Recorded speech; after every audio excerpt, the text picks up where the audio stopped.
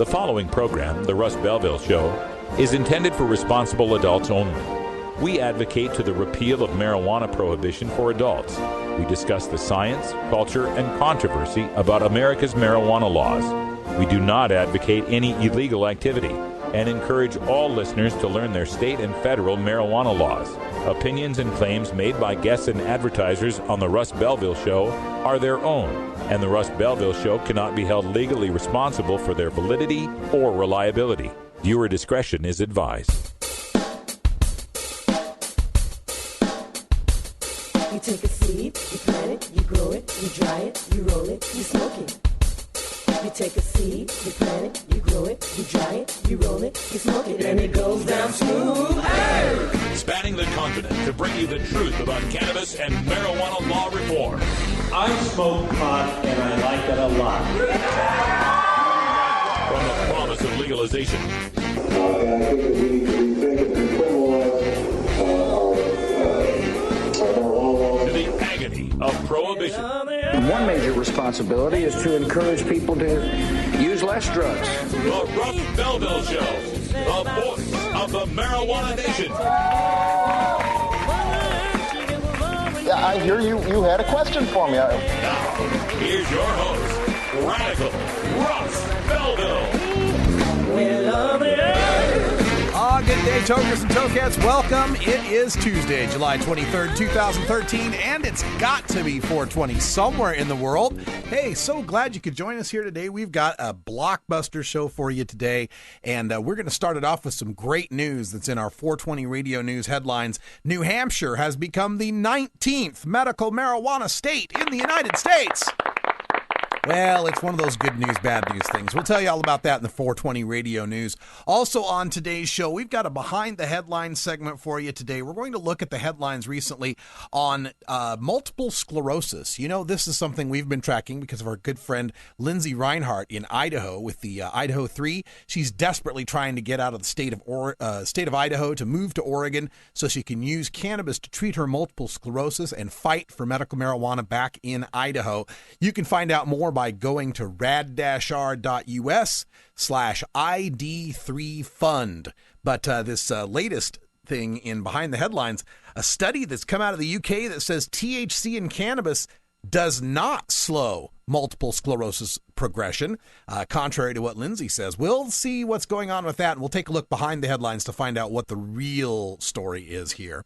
Also on today's show, our friend Cheryl Schumann has been just lighting up the TV airwaves. She's been on CNN, Headline News, Piers Morgan, Ricky Lake Show, and today we've got new video where she appeared on the Katie Couric program, as well as Good Morning America, touting the marijuana moms who use cannabis and say that makes them better parents. So we'll take a look at that clip in our activist agenda at 5:30. And then at 45 past, time for a radical rant. We're going to attack some reefer madness. Another one of these prohibition profiteers from the rehab industry has written a post up on Huffington Post called Legalizing Marijuana: The Real Costs. And it's almost like an encyclopedia, a list of talking points from Project Sam and Kevin Sabet. So I'm going to give you the simple sound bites you need to defeat all of them and how to recognize the typical rehab gambits in the war on drugs and their propaganda rhetoric. Plus, we got Bacon Dan calling in with some Electric Tuesday music. Oh, a song I just haven't heard quite enough of. I'm sure glad we're playing it today. It needs to be played at least 600 or 700 million more times. So we'll check that out at 20 after. And it's 2 more days till we're at the new Rolla J Studios at the Buck and Bronco House. So we're looking forward to that. Check us out on We'll Thursday. be right back after these messages from our 420 friendly sponsors. Support these advertisers because their ad money goes straight to the Russ Belville Show.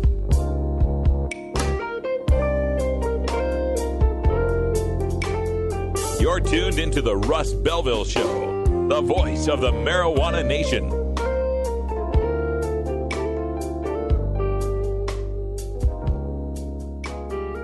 The law offices of Omar Figueroa would like to remind you to stand up for your rights. Please do not give up your precious liberties. There's nothing wrong with standing up for our constitutional rights, and in fact, it's the only way to honor the Constitution that recognizes our natural rights. Treat law enforcement with respect and respect the Constitution by standing up for your rights. If you are detained or arrested, stand up for your rights by repeating, I respectfully invoke all my legal and constitutional rights. I do not consent to any search and seizure. I want to remain silent, and I want to speak to my attorney, Omar Figueroa. Omar Figueroa has more than a decade of experience in federal and California courts and graduated from Yale University, Stanford Law School, and Trial Lawyers College. Please contact the law offices of Omar Figueroa at 415-489-0420 or 707-829-0215 or on the web at www.omarfigueroa.com.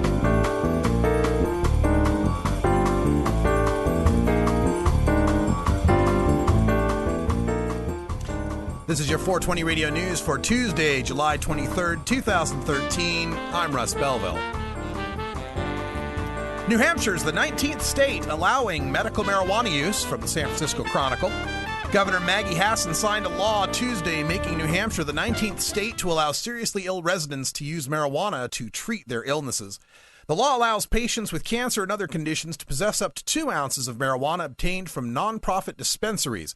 To qualify for medical marijuana, New Hampshire residents would have to have been a patient of the prescribing doctor for at least 90 days, must have tried other remedies, and must have exhibited certain symptoms. The law took effect with Hassan's signature, but getting the program operating could take up to 2 years. The bill calls for a commission to be appointed as soon as possible to implement the new system. Patients will be issued special ID cards to obtain the drug from dispensaries and to possess it. Under the new law, up to 4 dispensaries can be licensed and have a maximum of 80 plants, 160 seedlings, and 80 ounces of marijuana, or 6 ounces per qualifying patient. They also would have a limit of 3 mature cannabis plants, 12 seedlings, and 6 ounces for each patient who designates the dispensary as a treatment center. The compromise bill passed last month eliminated an option for patients to also grow the marijuana at home. Home grow option supporters had argued some patients need legal access to the drug more quickly, and waiting for dispensaries to start operating put them through needless suffering. But Hassan said she wouldn't sign the bill if it included those provisions.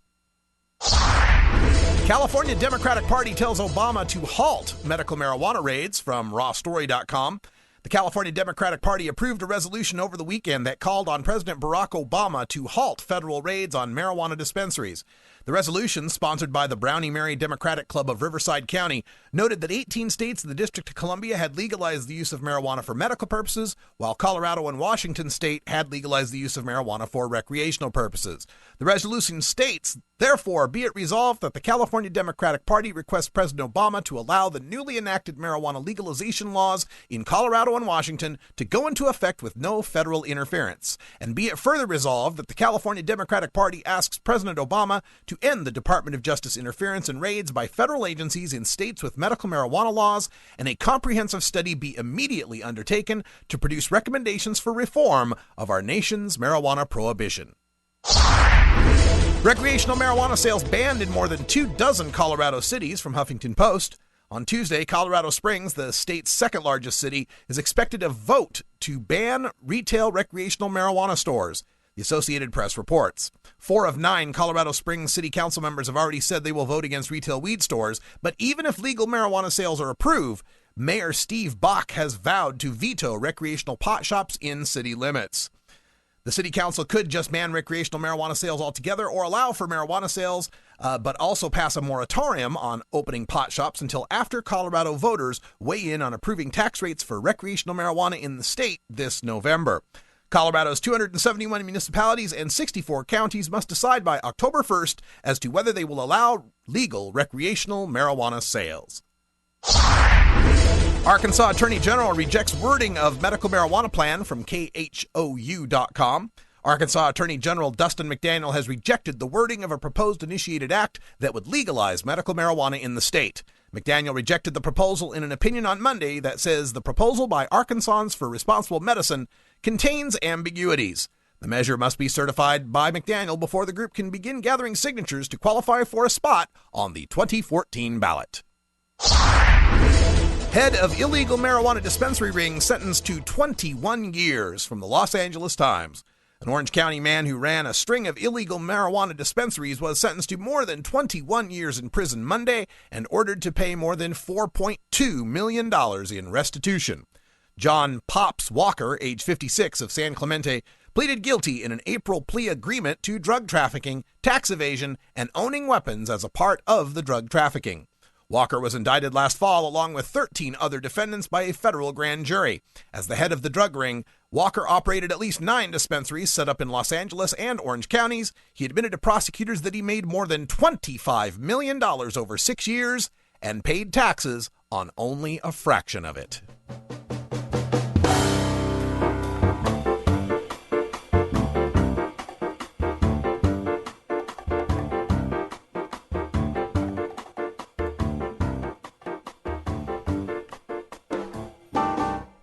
This has been your 420 Radio News for Tuesday, July 23rd, 2013.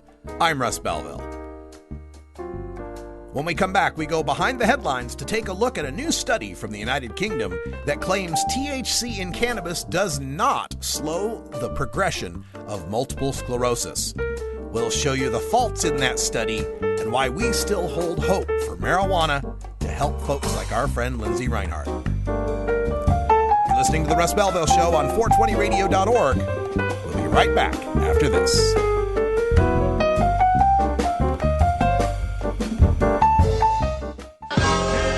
As we proceed to give you what you need. Hey there, Danny Danko here, Senior Cultivation Editor of High Times Magazine. In my travels, I get to see a lot of different grow spaces, and I'm always amazed by some of the innovations and repurposing ideas that growers have to reuse products and to grow better plants. Now, we're here in the gardens of DJ Stone in Rhode Island, and we actually have DJ on hand to explain a little bit about this. So, am I right? Are these laundry buckets and laundry baskets and old crates and stuff there? Yeah, old milk crates, and they have great big holes, and as you can see, we lined them here with some landscape meshes that allows oxygen and air right into the roots, so while the fans are circulating, the roots get great stimulation. Wow. Oh, that's excellent. And so, do you notice that the plants grow better when they get more oxygen to the roots? Of course, our whole garden here is strictly organic here. We make our own mixture of soils, and the nutrients are right in the soils to begin with, so it's all natural, all organic, and the roots here just absolutely, sometimes they poke right through the mesh.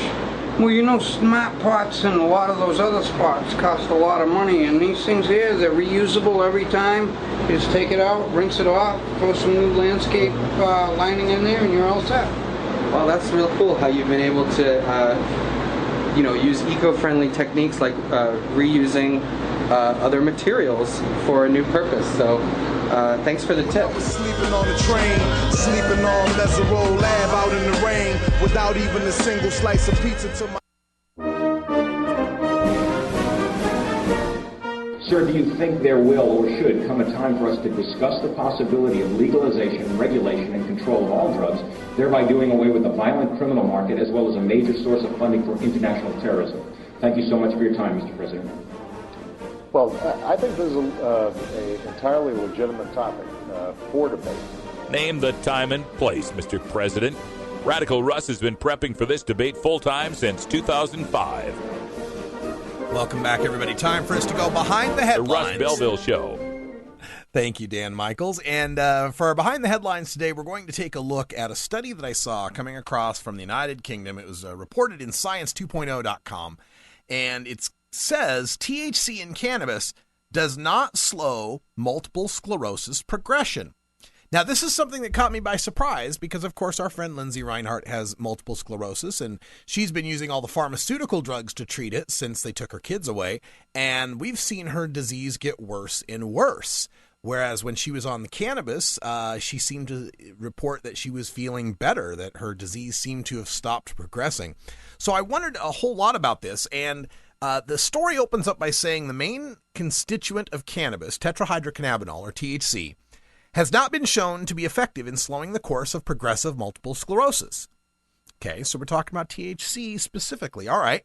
They did this study with 98 people with MS from 27 centers around the UK, and they followed them for 8 years. And the people with progressive multiple sclerosis were randomized so that they would either receive THC capsules or identical placebo capsules for 3 years. And they wanted to see how their MS would change over those 3 years. They were given 2 different types of surveys to indicate how much pain they were in, how they felt the disease was progressing, and so forth. And the patients were randomly assigned to the treatment group. 329 received at least 1 dose of dronabinol, and 164 received at least 1 dose of placebo. Now, why this is significant is that word dronabinol. We're not talking about treating people with natural THC. This is actually a synthetic THC. And overall, the study found, and this is from the write-up in the Science 2.0, overall, the study found no evidence to support an effect of THC on MS progression in either of the main outcomes. Those are the 2 surveys that the patients were taking. Now, this confused me just a little bit because I don't recall that it was THC that we were so interested in as being something that could help to slow the progression of multiple sclerosis. What I understood to be the important cannabinoid in this circumstance was CBD. And for newer listeners out there, CBD is cannabidiol. And THC and CBD are probably the 2 most beneficial and active cannabinoids with respect to our health, with respect to medical uses. Now, we are finding some uses for other cannabinoids like cannabivarin and so forth, but THCA with juicing, and those definitely deserve, some study. But generally, we're talking about THC and CBD. Now, THC is the one that gets you high, and THC is the one that brings on anxiety or paranoia or any of those negative effects that sometimes a few people will associate with the use of cannabis. CBD, on the other hand, cannabidiol, has been shown to be antipsychotic. It actually moderates the effect of THC. And unfortunately, because it's been prohibited, we've been breeding out the CBD because you've been wanting to breed cannabis for the high, breed it for the THC, more bang for the buck. In a prohibited market, that's always the way it works. So now we are starting to find with these plants with a higher CBD profile and even more CBDs being bred out there, those are the ones we're interested in finding whether or not they have a neuroprotective effect and help to stave off the progression of diseases like multiple sclerosis, Parkinson's, Alzheimer's, and so on. So for this study to come out and say THC isn't effective is kind of like saying, cough syrup's no good for a burn. Well, of course it isn't. Cough syrup isn't for burns. Cough syrup's for coughs. Neosporin's for burns. THC is for things like PTSD. CBD is for things like multiple sclerosis. And in fact, I'm not the only one that thinks that. Our own federal government is on this track. You can check out at the U.S. Patent Office. In fact, Google has a great patent search feature. And go Google patent number 6630507. This is a patent for cannabinoids as antioxidants and neuroprotectants. In the patent, it reads, cannabinoids have been found to have antioxidant properties. This newfound property makes cannabinoids useful in the treatment and prophylaxis of a wide variety of oxidation-associated diseases, such as ischemic, age-related, inflammatory, and autoimmune diseases. The cannabinoids are found to have particular application as neuroprotectants. For example, in limiting neurological damage following ischemic insults, such as stroke and trauma, or in the treatment of neurodegenerative diseases, such as Alzheimer's disease, Parkinson's disease, and HIV dementia. And who happens to hold patent number 6630507? It would be the United States of America's Department of Health. That's right. The U.S. government owns the patent on cannabinoids as antiprotectants and in particularly CBD for the use of neurodegenerative diseases. So why would the government and why would people, now again, this is a study from the UK, but why would science be so interested in finding out that THC doesn't work for multiple sclerosis when the real promise out there is that CBD is what's going to work for multiple sclerosis? Could it be they're trying to get some propaganda out there to scare us away or to lead us away from the whole idea of whole plant medical marijuana for multiple sclerosis patients? Could it be they're trying to undermine that sympathetic vote that might pass a medical marijuana law in a conservative state?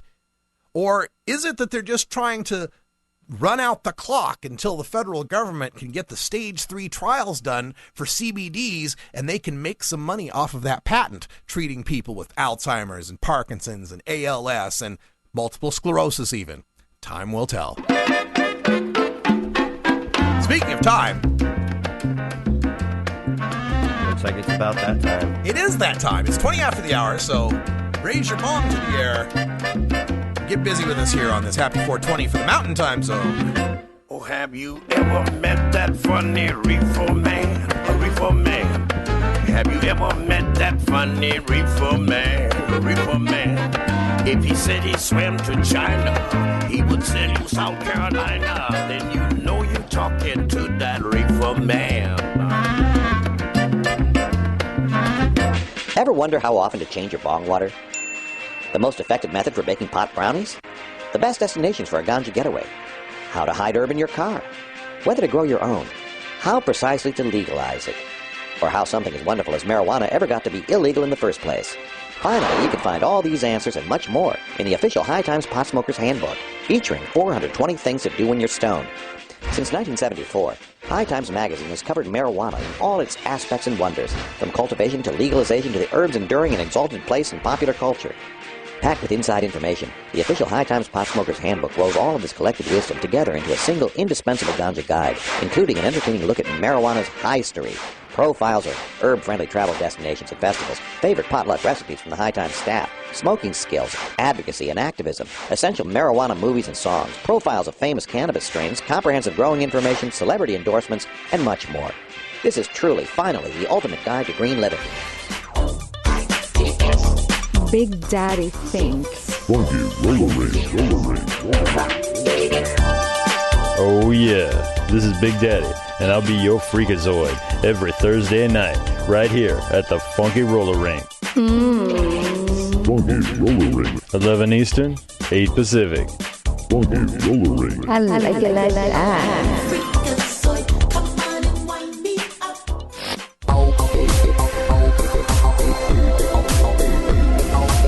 Everyone knows music and marijuana go together, so let's wind up our 20 after break with the Russ Belville Show's Daily Toker Tunes, the best in pod-safe 420 music from around the web. Today is Electric Tuesday, featuring the latest in electronic dance music and other cutting-edge genres. You can get downloads and more information about all our Daily Toker Tunes by visiting music.radicalruss.com. Now, sit back and enjoy your Daily Toker Tunes. Welcome back, everybody. 22 after the hour, and today for Electric Tuesday, we got a new upload here from Bacon Dan, who sometimes calls us on Tuesdays, but I don't think he's calling us today. So we're just going to go ahead with this tune because you've probably heard it. I know that, gosh, everywhere I've been going lately, I have heard this song at one point or another. Daft Punk is back, and if you remember Daft Punk, that was kind of a new techno dance kind of group going back a few years, actually. It's been a while since they've had a new album. And from the screen cap you can see here, this song features Pharrell Williams, or is it Pharrell? I'll probably pronounce it right. Is it Pharrell? Pharrell, that's what he says. All right, so Pharrell Williams on this track. He had done a track with Snoop Dogg a while back, too, that was incredibly popular, and you heard it a whole bunch of times. Also on this track, Nile Rodgers on the guitar there. Nice to see him. Good funk guitar player. Goes all the way back to the band Chic, if you remember Good Times. That was Nile Rodgers. Anyway, here they are. This is Pharrell Williams with Daft Punk with Get Lucky, the radio edit.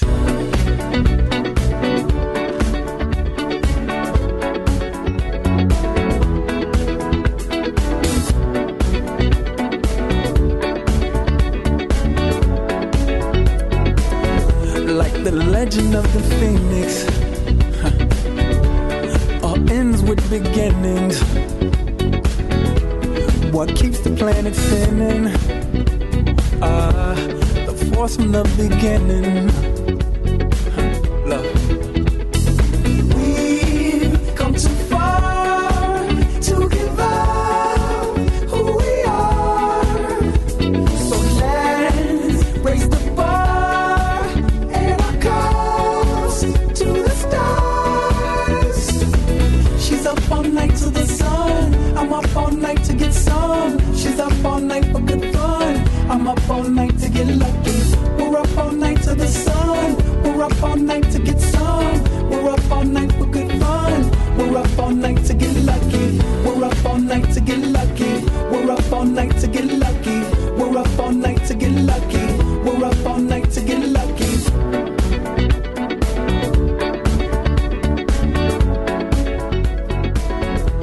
The present has no ribbon.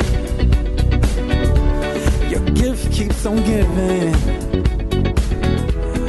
What is this I'm feeling? If you wanna leave, I'm with it. We've come too far to give up who we are. So let's raise the bar and our cups to the stars. She's up all night to the sun. I'm up all night to get some. She's up all night for good fun. I'm up all night to get lucky. We're up all night to the sun. We're up all night to get some. We're up all night for good fun. We're up all night to get lucky. We're up all night to get lucky. We're up all night to get lucky. We're up all night to get lucky. We're up all night to get lucky. We're up all night to get. We're up all night to get. We're up all night to get. We're up all night to get. We're up all night to get. We're up all night to get. We're up all night to get lucky.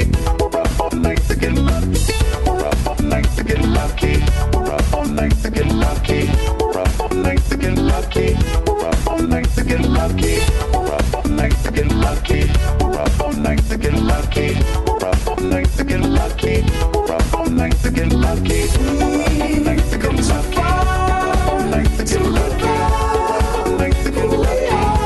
All night to get lucky. All night to get lucky.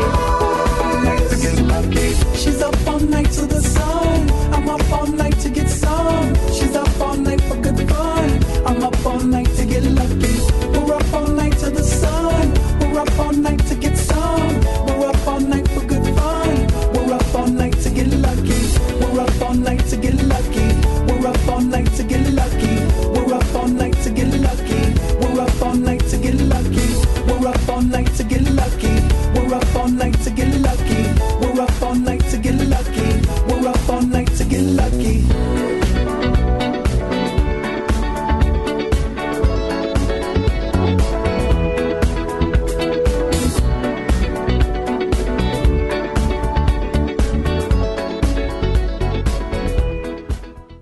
I stole from my little sister.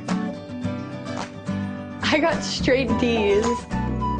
I left my ex-girlfriend 27 messages last night. I made my mother cry. I let people draw on me. I ditched my friends and let them find their own way home.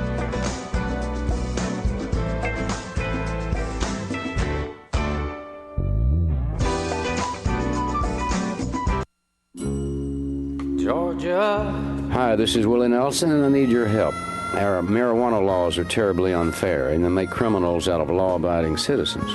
Nearly 2,000 Americans are arrested every day on marijuana charges, and we are unfairly destroying the lives and careers of hundreds of thousands of people simply because they smoke marijuana. These are not criminals. They are average citizens like you, good neighbors who work hard, raise families, pay taxes, and contribute to their communities. And it's time we stopped arresting responsible marijuana smokers. We need your help to end marijuana prohibition once and for all. It's the fair thing to do. For more information, contact NORML, the National Organization for the Reform of Marijuana Laws. Call toll-free 888-67-NORML or visit their website at norml.org.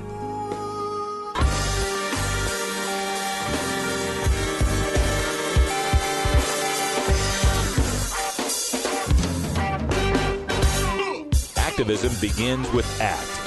The Russ Belville Show features the stories of hardworking grassroots activists working for an end to prohibition in today's activist agenda. Welcome back, everybody. Almost half past the hour. And if you can judge activism by how many eyeballs and ears get your message, then the next person we're about to show may be the activist of the year. And that's Cheryl Schumann, who's been on just about every cable and broadcast network I can think of. We've recently seen her on the Ricky Lake Show. On CNN, she was on Headline News and the Piers Morgan Show. On ABC, she was on The View, Good Morning America, and 2020. And next, we're going to show you a video that was just recently shot on Katie Couric's show. It's all profiling the Beverly Hills Cannabis Club and the marijuana moms, the parents who say that smoking pot makes them better parents. So let's take a look at this clip from the Katie Couric show, followed by Good Morning America.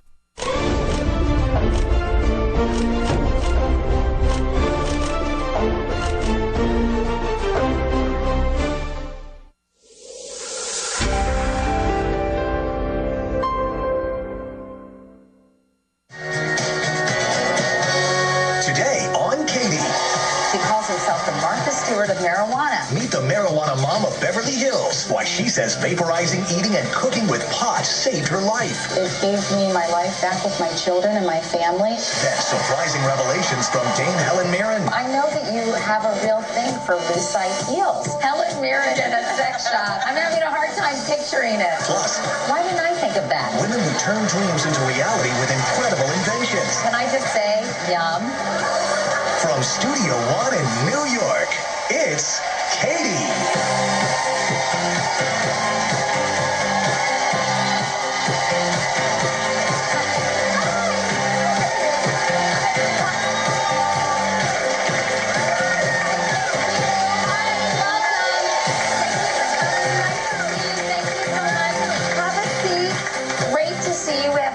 Interesting show in store for all of you today, but before we get started, here's a little blast from the past. Take a look.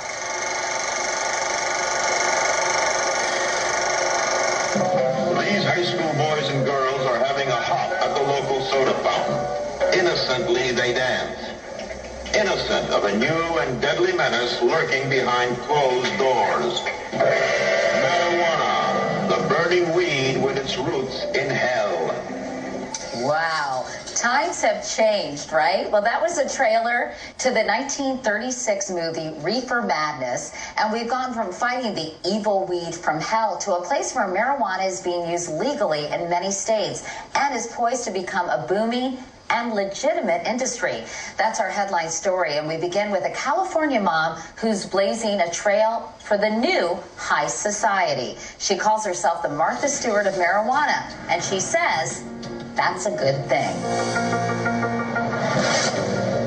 Cannabis, Mary Jane, pot, weed. No matter what you call it, marijuana is becoming mainstream. From Showtime's hit series Weeds, about a suburban California mom who sells marijuana to support her family. Gentlemen, I sell marijuana. To real-life moms making headlines. Hot mom, the suburban soccer mother accused of running a multi-million-dollar marijuana operation. 48% of Americans say they've tried marijuana at some point in their lives, and the old stereotype of stoners is going up in smoke. Cheryl Schumann is proof that the face of those who partake and those who even sell the drug is changing. There are basically two kinds of cannabis, medical grade cannabis, sativas and indicas.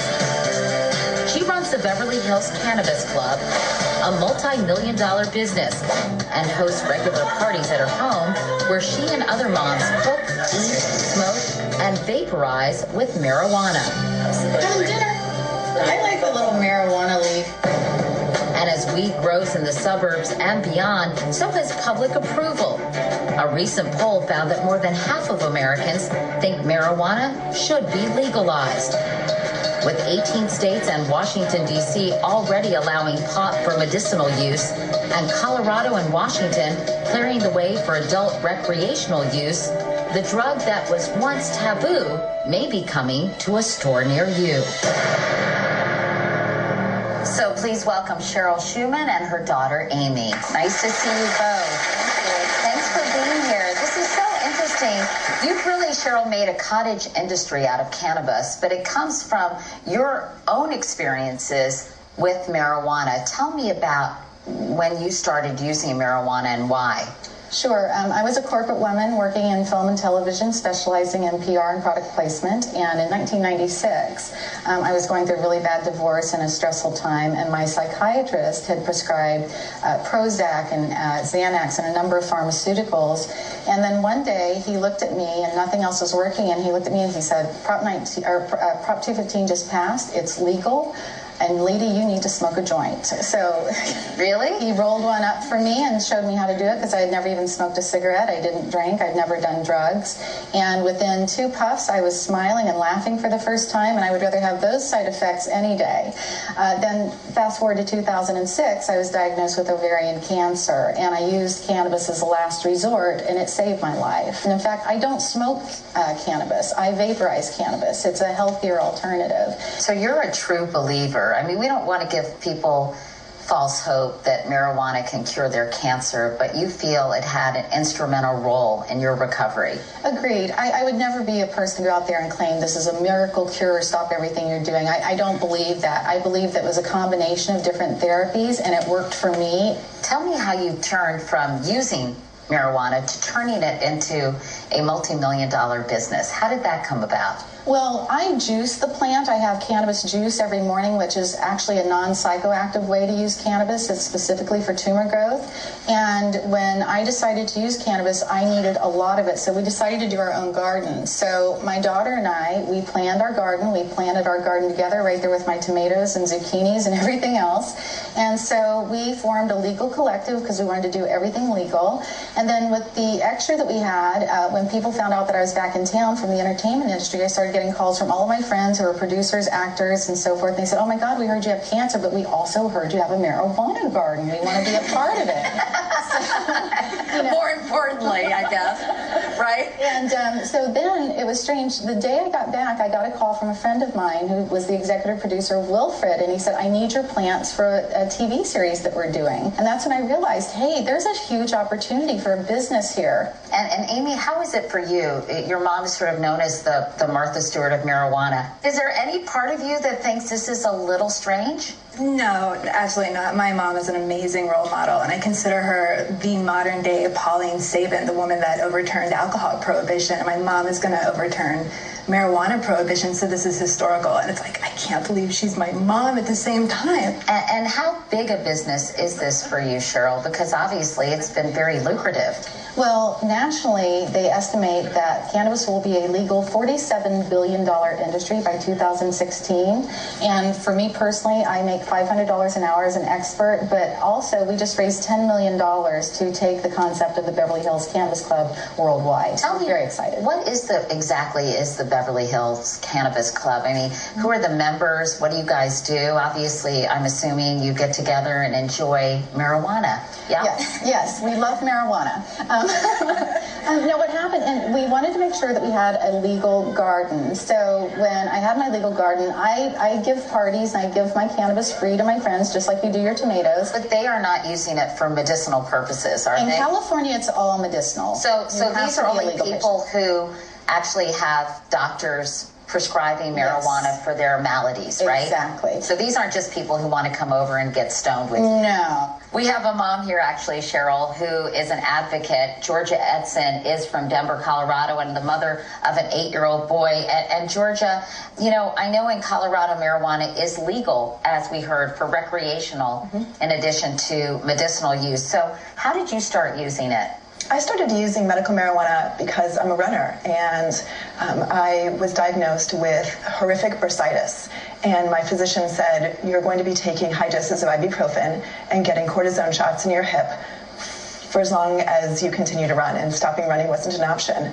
And the idea of potentially wearing out the joints because of cortisone shots and continuing to take large doses of ibuprofen wasn't really a good health option for me. And the idea of using a topical infused with cannabis was suggested to me. And I thought, gosh, I'd never even heard of such a thing. And it's literally a lotion or a cream, and you apply it to the infected area, and cannabis is a natural anti-inflammatory. And within 3 months of using only the cannabis-infused topical, I was able to run a half marathon. Well, I know that you believe that marijuana, as you've told us here today, has healing powers, but are you right? And what are the potential dangers of using marijuana? Dr. Sanjay Gupta is here. He'll answer those questions right after this.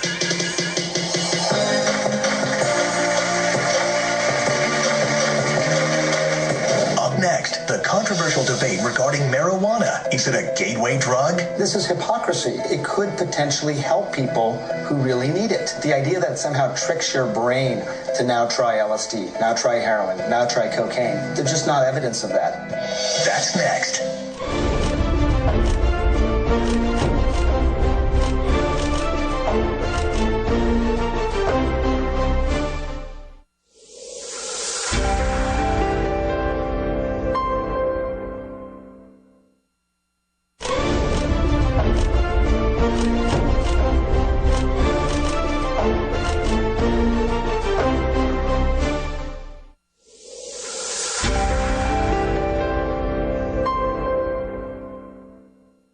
Secret pick-me-up for some Beverly Hills moms. They say it's marijuana, and that is the mommy's new helper. It makes them better wives, they say, better mothers. It's all legal medically in California, with marijuana purchased at dispensaries with a prescription, but it's giving new meaning to the term potluck party. Oh no. On a recent evening at a home in Beverly Hills, a few moms gathered to enjoy food, friendship, and a few laughs. I do garnish incredibly well. But this was no ordinary potluck party. Vaporizer time. Welcome to the Beverly Hills Cannabis Club, a place where marijuana moms congregate to take a break from the stress of family life. So this is strawberry pop. Your hostess, the self-proclaimed Martha Stewart of marijuana, Cheryl Schumann. Cannabis not only made me a better mom, cannabis made me a better human being. Cannabis made you a better mom? Absolutely. So how did this all come to be? Well, flash back 10 years. Cheryl was a married mother of 2 and a successful optician to the stars. But after her marriage fell apart, she says her entire life slipped out of focus. I was just completely disabled by a crippling depression. Cheryl needed an escape. She tried prescription drugs, but popping Prozac to get up and Xanax to come down every day felt more like a prison than a panacea. So one day I was at my therapist's office and I told him, I said, please help me get my life back. And he said, you need to smoke a joint. So I took a hit off of it. I was smiling and happy and I was like, this is really great. But critics might say, yes, you are high. I was definitely medicated, but I will tell you that I felt better having 2 puffs of cannabis at that time than I had ever had any kind of results with pharmaceuticals. Cheryl's daughter Amy agrees. I felt like my mom was checked out on prescription pills. It was like living with a zombie. But when she would smoke, she was smiling. She was connecting with us. It felt like we had our mom back. Medical marijuana is now legal in 18 states, but parenting and pot? Still taboo. You know, though, there are people out there thinking mothers who smoke pot are bad moms. I'm going to tell it from the point of view of my 10-year-old child. When I'm in pain, I'm in bed for days. I don't talk. I'm miserable. My son will come up to me and say, Mom, it's time to medicate. That's what I mean. He means go get some cannabis. Come back to us. That's what I tell you. If your 10-year-old child is okay with it, I think adults should be okay with it. It's a controversial story, but you know, there was a headline recently that more women in America are dying of prescription drug overdose than anything else and than anyone else. So these moms maintain that marijuana used responsibly is a safer alternative. Although we should point out, bought with a prescription in California. Well, and many of them aren't. So.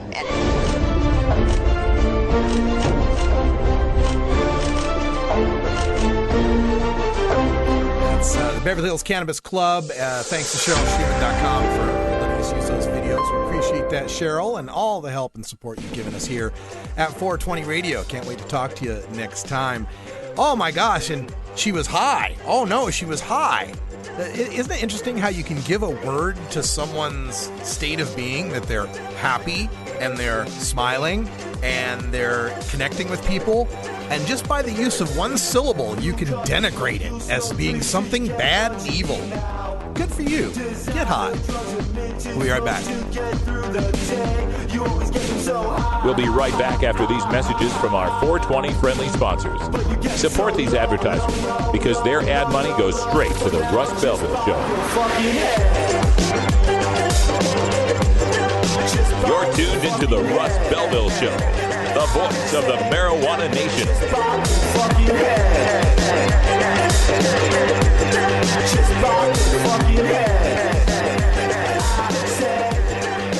NORMAL stands for Responsible Adult Cannabis Use.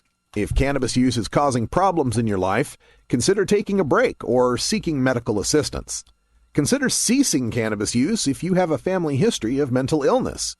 Don't drive or operate heavy machinery while impaired by cannabis use. Cannabis use is not without risks, even though the risks are far less than those posed by legal drugs.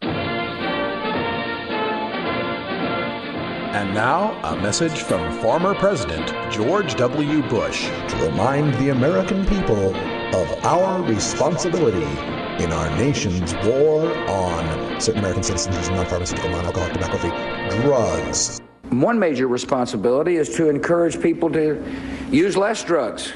That's right, America. Use less drugs. Put down the Prozac, the Vioxx, and the Levitra, and turn to the herb. Use less drugs. Our national policy is no longer just say no. It's now just slow down. You get me too high. I overanalyze. If you've ever been too high, then you can sympathize. You get me too high. And I start to fly. If I said some silly... You want answers? I'm as mad as hell, and I'm not going to take this anymore. You want answers? You have offended my family. I think I'm entitled. You want answers? I want the truth. And you have offended a Shaolin temple. You can't handle the truth. Surely you can't be serious. I am serious. And don't call me Shirley. Radical rant. There is a panic in the air, ladies and gentlemen, and it has to do with marijuana. No, it's not the threat of pot zombies coming after strains. No. It's the rehab industry scared to death. They're just about to lose that steady trickle of people assigned to be their clients. Those easily rehabbed people who help puff up the statistics of how successful they are so they can continue to get more federal grants and more customers from the criminal justice system. In fact, according to the treatment episode data set for admissions, which accounts for about 58% of the admissions into rehabilitation centers in the United States, fully 59% of those who are admitted solely for cannabis are admitted there because of the criminal justice system forced them to be there. That's about 3 out of 5 rehabbers in there for pot alone, forced there by a drug court. And then, of course, when you force them to stop smoking pot on the threat of P-tests that will send them to jail, it's amazing how successful your rehab program is. Well, one of those rehabbers has shown up in the pages of Huffington Post. The name is Denny Carice, scientist clinician for substance abuse treatment field. What? Someone who's in substance abuse has this to say: legalizing marijuana, the real costs. And this is pretty much as compact as you can get the Project Sam talking points into one written piece. So I got to congratulate her on that, at least. Good job on the writing here. She opens up by noting that the polls now are anywhere from 40 to 52% support for legalization of marijuana. And she wants to, of course, scare us into what a terrible idea that would be by asking, what are some of the real costs our country would pay for legalizing pot? All right. Well, the first one is the one that we call the Sabat conjecture. Tax savings. At what cost? Pro-legalization groups are often comparing the potential tax revenue of marijuana with alcohol and tobacco. Huh? I don't recall ever comparing what we'd make off marijuana to what we'd make off alcohol or tobacco. I've said treat it like alcohol, tax it and regulate it, but I never said we'd make as much off alcohol. But anyway, all right. And she says here, of course, the revenue doesn't come close to the enormous cost to society from alcohol and tobacco. This is the Sabat conjecture. We can't legalize marijuana because then it would cost us more than the taxes would bring in. Just like alcohol and tobacco.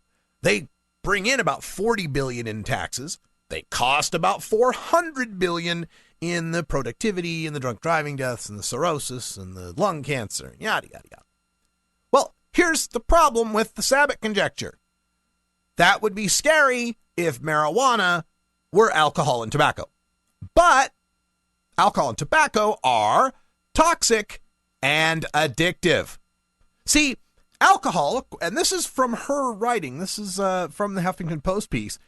In 2010, there were 15,990 alcohol liver deaths and 25,692 alcohol-induced deaths, excluding alcohol-related accidents and homicides. Right.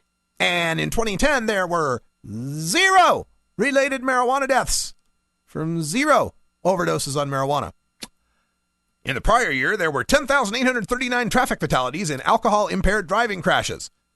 Well, I'm not going to say 0 people got high and wrecked their car.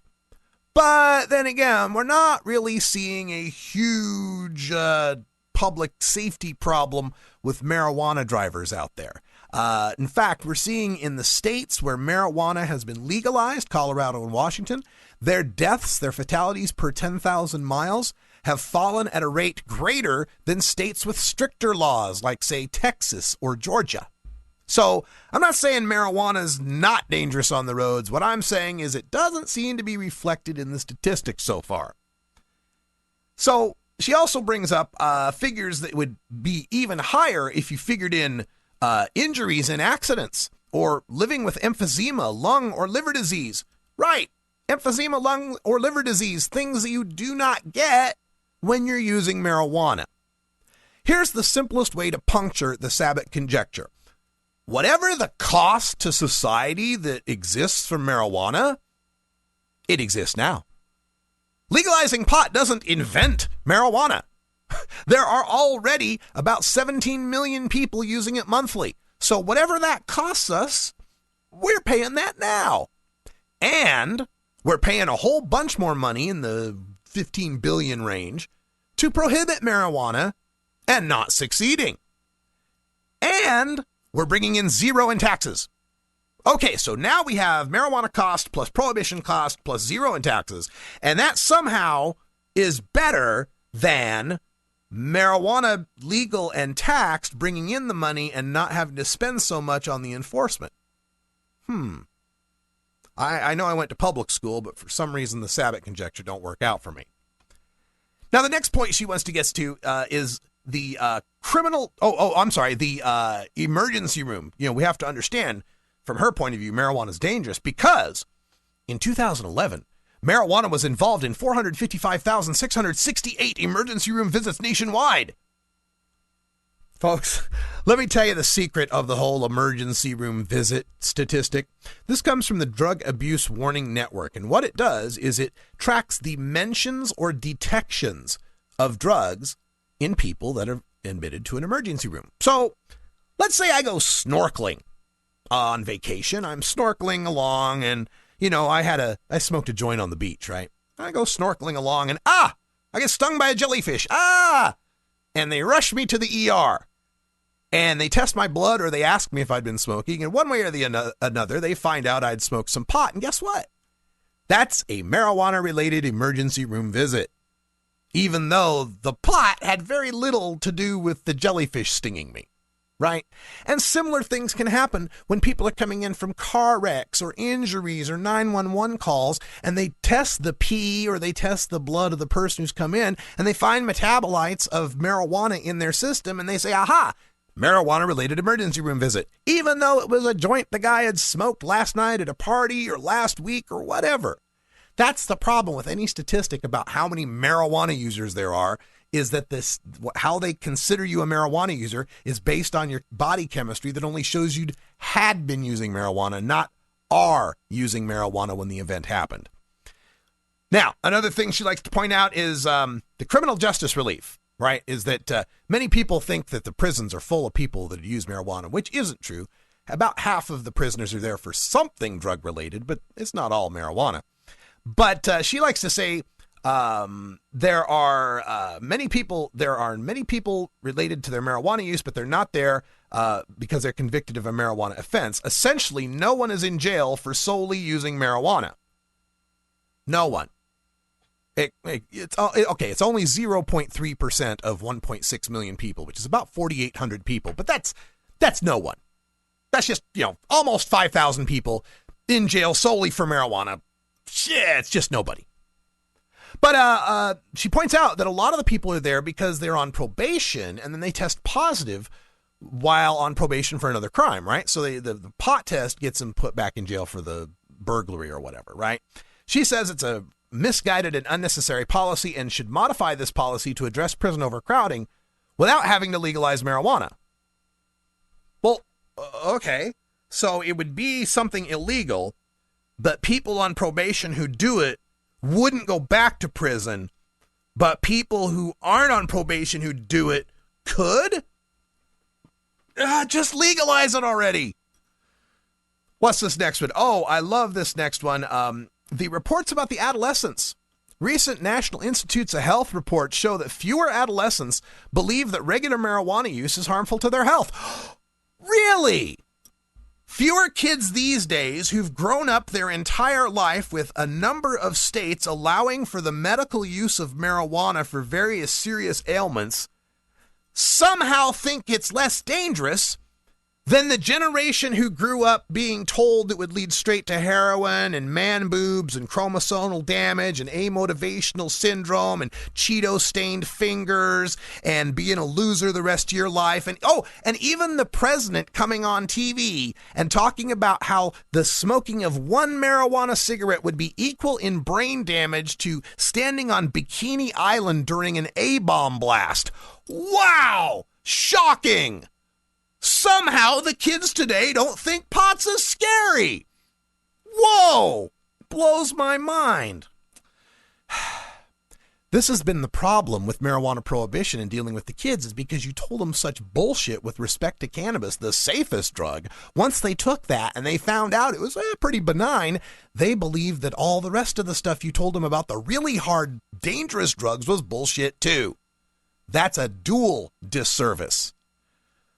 The next thing, oh yes, of course, it's more potent. The adolescents are using pot at a younger age, more likely to use on a daily basis, and marijuana that is much more potent than that used by previous generations. It's not your father's Woodstock weed, people. It's ultra super potent. It's up to 20%, sometimes 30% in these buds, sometimes even 90% in these dabs.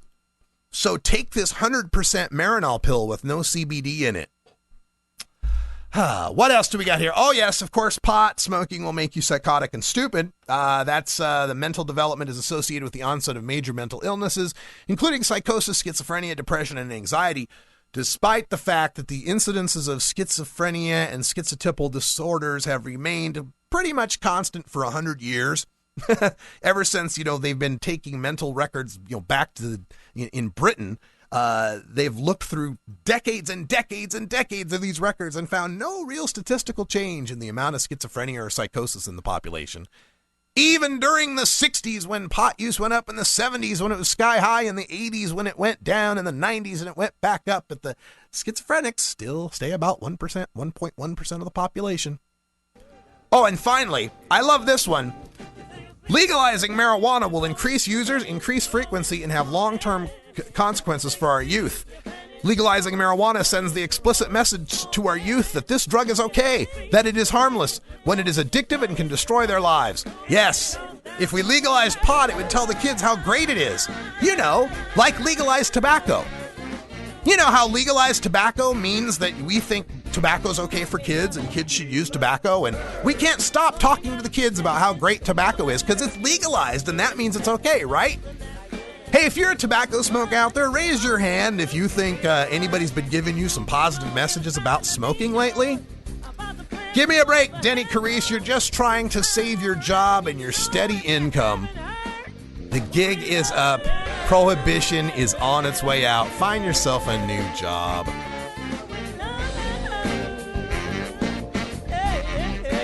This is the Russ Belville Show.